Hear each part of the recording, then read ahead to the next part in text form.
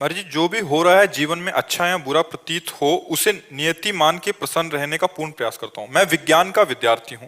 जीवन विश्लेषणात्मक तर्क व तर्क संगत सोच से जिया हूं। कहीं ना कहीं ये गुण ही मेरी श्रद्धा के मार्ग पर बाधक बनते प्रतीत होते हैं। भगवान के विषय में प्रत्यक्षम किम प्रमाणम जैसा कुछ पाया नहीं, न किसी सदगुरुदेव के वचन में ठोस ऐसी बात पाई।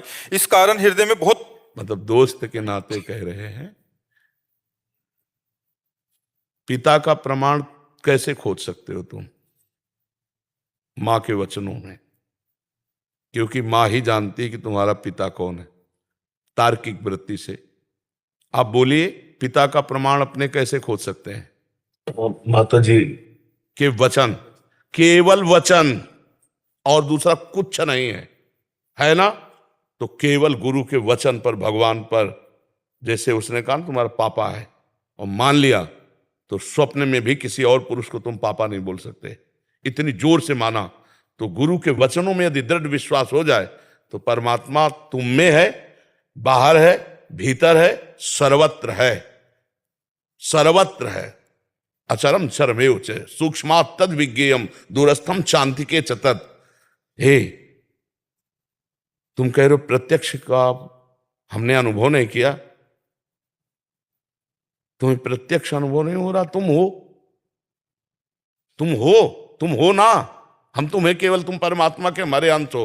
देखा है, मानते हो ना? हो अपने को तुम मानते हो, और तुम्हारा अंशी जो परमात्मा उसके लिए कह रहे हो हमने देखा नहीं, तो कैसे मान ले? तुमने अपने को देखा? किस में देखा? आईने में देखा है, फोटो में देखा। किसका? ये ढांचा है पांच भौतिक, ये गाड़ी है तुम्हारी, ये शरीर तुम नहीं हो। नहीं तो जब तुम निकल जाते हो तो शरीर को सजा के कोई रखे? शरीर को आग लगा दिया जाता। तुम कोई और हो ना, तुम कुछ और हो ना। तो तुमने जाना तुम क्या हो? तुमने देखा अपने को? ढांचे को तुम मान रहे हो, फोटो या शीशा में देखा, तो ढांचा देखा जो पंचभूतों से बना हुआ तुम्हारी वर्दी है, पोशाक है। तुम नहीं हो। जब तुम अपने को नहीं जान पाए हो, तुम हो और मानते हो कि तुम हो, तुम देख पाए अपने को? तुम अपने को प्रत्यक्ष अनुभव किए हो कि किए हो ना? कैसे हो, कौन हो, कहां हो? जाओ वैज्ञानिकों से पूछ के आओ, पूरा अल्ट्रासाउंड, सिटी स्कैन, जो आपको एक्सरा करवा के आओ। अगर आप मन को बता दे कोई वैज्ञानिक, तो हमें बताना कि ये मन जा रहा है। केवल पांच भौतिक ढांचे का एक्सरा, सिटी स्कैन, अल्ट्रासाउंड।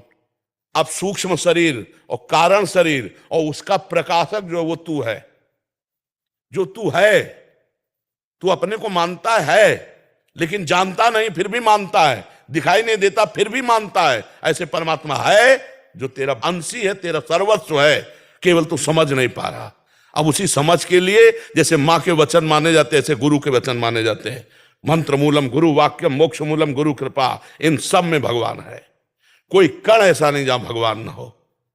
मान करके सवाल हल करो। मानी संख्या, अगर पढ़े हो तो एक सवाल हल होता था, मानी संख्या कुछ भी रख लो, सवाल हल हो जाएगा। गुरु को ब्रह्म मान लो, मूर्ति को ब्रह्म मान लो, माता पिता को ब्रह्म मान लो, पत्नी को ब्रह्म मान लो, अपने को ब्रह्म मान लो। मान लिया और आराधना की तो मुक्त हो गए। ये मानने से जानना होगा। यहां तर्क के द्वारा तुम अपने को नहीं जान सकते। अपने को जान लो तो हम तुम्हें बढ़िया वैज्ञानिक माने। वही पूरा प्रश्न वही।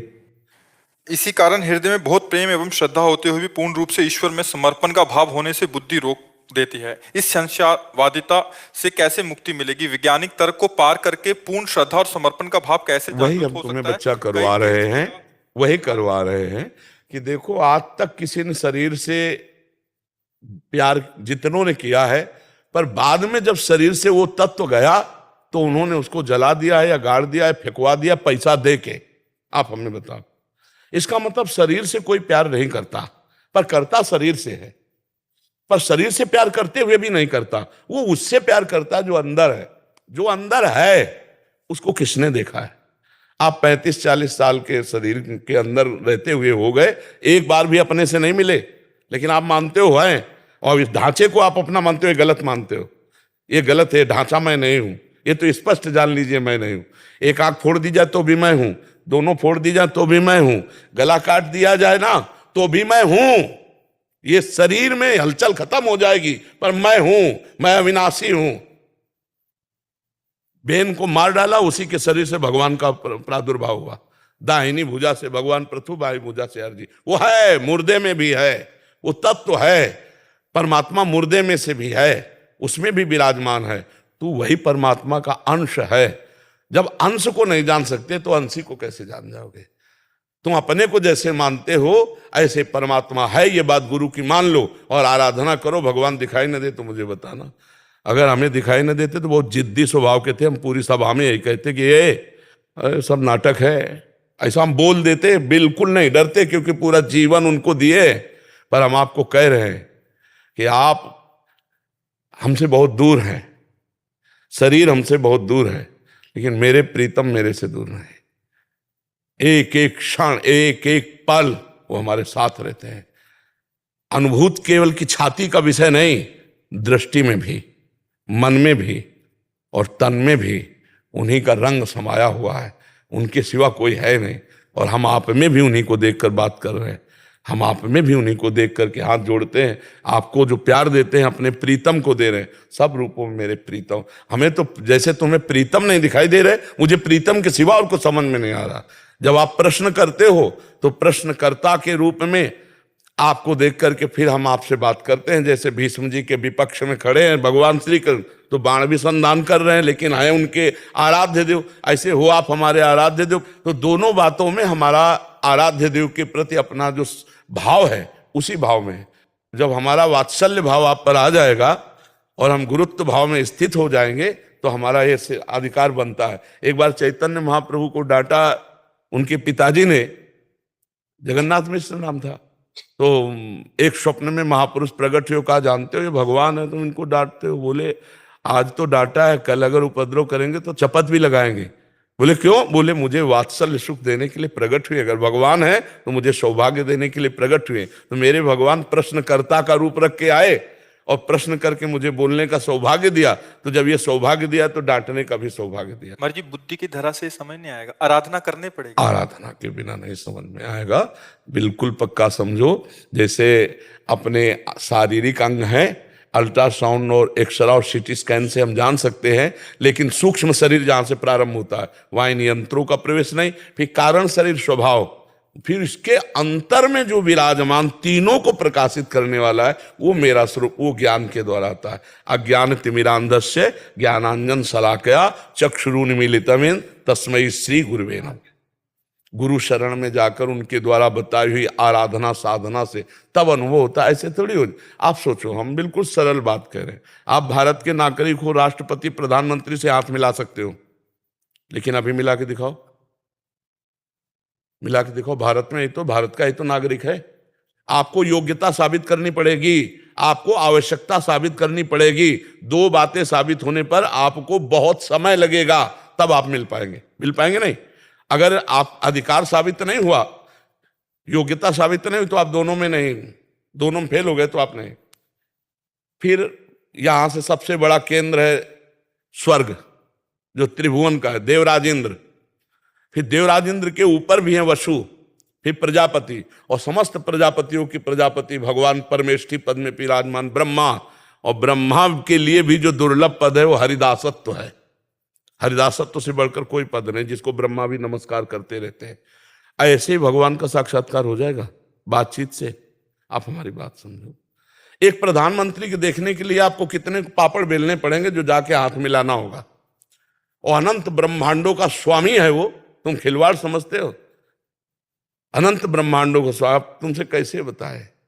कोई क्षण ऐसा नहीं जो बिलग हो। ये सब महात्मा ऐसे थोड़ी जीते हैं, उनके नाम, उनके रूप, उनकी लीला, उनके धाम में जीते। आप कैसे?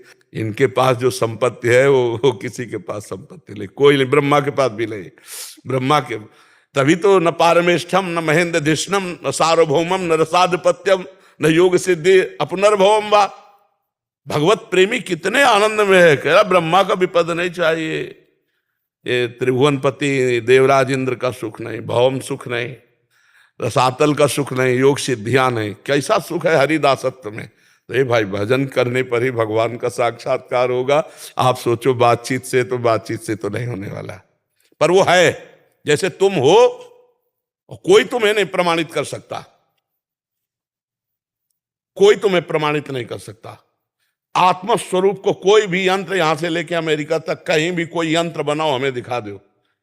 आत्मस्वरूप की तो बात जाने दो। ये देखो बुद्धि, ये देखो मन, ये देखो चित्त, ये देखो अहंकार, ये सूक्ष्म शरीर है। इस स्थूल शरीर को तो बता देंगे कि ये हार्ट है, ये लीवर है, ये बड़ी आंत, ये छोटी आंत, ये मलाशय, मूत्राशय, ये स्थूल का ढांचा जो पंचभूतों से बना है। लेकिन सूक्ष्म शरीर नहीं, कारण शरीर नहीं, और तीनों शरीरों को प्रकाशित करने वाला आत्मा उसको तो नहीं। तो जैसे तुम हो पर तुम नहीं जानते, अपने को नहीं दिखा सकते, तुम नहीं देख सकते तो भी हो, ऐसे ही परमात्मा है। अपने आप से अपने आप में दर्शन हो जाएगा और निहाल हो जाओगे, पर तुम प्रमाणित नहीं कर सकते। ये प्रमाण का विषय नहीं कि तुम्हें अगर परमात्मा का दर्शन तो कराओ। अब ये रबड़ी रसगुल्ला प्राकृतिक वस्तु नहीं है। तुम रो, हम रो, दोनों लोग रोएं और फिर हमारी पुकार सुन जाए तो दोनों को दर्शन हो जाएंगे। ये ऐसे बिन रोए किन पाइया प्रेम प्यारा बीती, ऐसे थोड़ी कि अगर तुम हो तो कुछ प्रमाणित करो। उसका प्रमाण नहीं, वो स्वयं प्रमाण है, वो प्रमाण से अतीत है। वो भजन करने पर समझ में आएगा, ऐसे समझ में ले आएगा।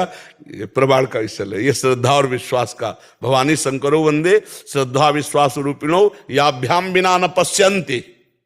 स्पष्ट वर्णन किया गोस्वामी जी ने, याभ्याम बिना न पश्यन्ति सिद्धा स्वांता स्तमेश्वरम। अपने अंतःकरण में सिद्ध आत्मस्वरूप विराजमान है, बिना श्रद्धा और विश्वास के आप अनुभव नहीं कर सकते। इसलिए भजन करो और श्री कृष्ण से प्यार करो, वे सब संशय दूर कर देंगे। ठीक है, बहुत आप अच्छे हो जो किसी न किसी तरह से भगवान से जुड़े।